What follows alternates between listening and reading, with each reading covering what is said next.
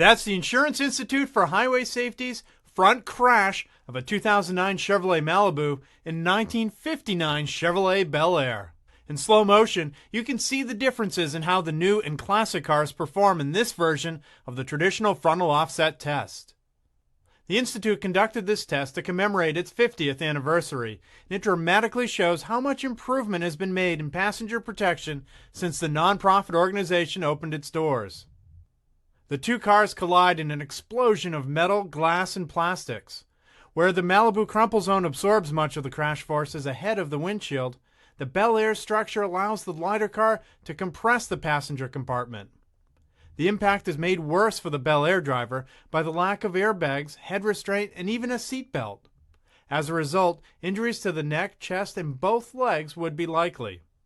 Consequently, the Bel Air receives a poor rating across the board. On the other hand, the modern Malibu provides good protection, with the dummy movement being well controlled. Measures indicate a low risk to most body regions, though a foot injury would be possible. Beyond the safety gear, advancements in vehicle engineering give the Malibu a clear advantage in this matchup. While classic cars are often considered to be rock solid, this 59 demonstrates how much better today's cars are. And the IIHS has played a key role in driving these advancements. In the past 50 years, the Institute has made a real impact. The roads today are safer for it. For complete safety information, subscribe to consumerreports.org.